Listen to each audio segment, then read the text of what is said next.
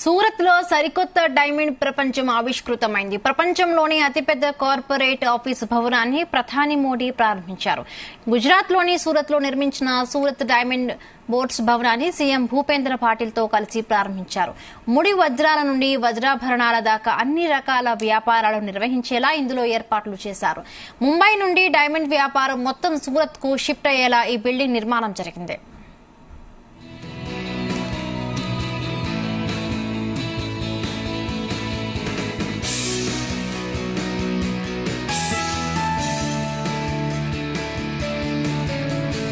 ఇప్పటి వరకు ప్రపంచంలోని అతిపెద్ద ఆఫీస్ స్పేస్ గా అమెరికాలోని పెంటగాన్ ఉండేది. ఇప్పుడు ఆ రికార్డ్ ను సూరత్ డైమండ్ బోర్డ్స్ దక్కించుకుంది.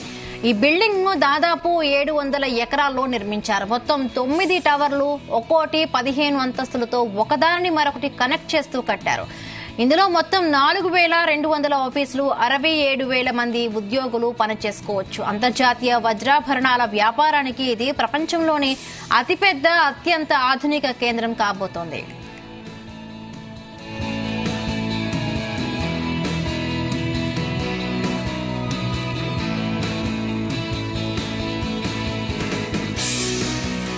ఈ భవనంలో 175 దేశాల నుండి 4,000 మందికి పైగా వ్యాపారులు తమ కార్యకలాపాలను నిర్వహించనున్నారు.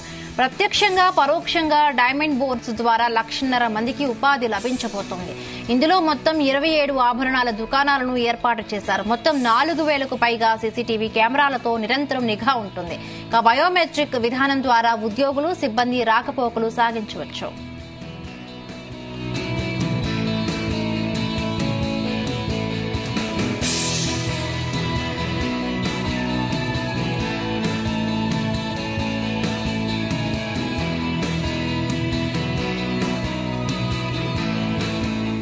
సూరత్ లో సరికొత్త డైమండ్ ప్రపంచం ఆవిష్కృతమైంది. ప్రపంచంలోని అతిపెద్ద కార్పొరేట్ ఆఫీసు భవనాన్ని ప్రధాని మోడీ ప్రారంభించారు. గుజరాత్ లోని సూరత్ లో నిర్మించిన సూరత్ డైమండ్ బోర్డ్స్ భవనాన్ని సీఎం భూపేంద్ర పాటిల్ తో కలిసి ప్రారంభించారు. ముడి వజ్రాల నుండి వజ్రాభరణాల దాకా అన్ని రకాల వ్యాపారాలు నిర్వహించేలా ఇందులో ఏర్పాట్లు చేశారు. ముంబై నుండి డైమండ్ వ్యాపారం మొత్తం సూరత్ కు షిఫ్ట్ అయ్యేలా ఈ బిల్డింగ్ నిర్మాణం జరిగింది. ఇప్పటి వరకు ప్రపంచంలోని అతిపెద్ద ఆఫీస్ స్పేస్ గా అమెరికాలోని పెంటగాన్ ఉండేది.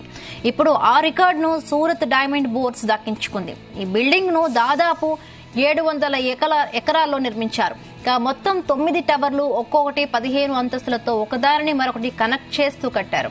ఇందులో మొత్తం 4,200 ఆఫీసులు, 67,000 మంది ఉద్యోగులు పనిచేసుకోవచ్చు. అంతర్జాతీయ వజ్రాభరణాల వ్యాపారానికి ఇది ప్రపంచంలోనే అతిపెద్ద, అత్యంత ఆధునిక కేంద్రం కాబోతోంది.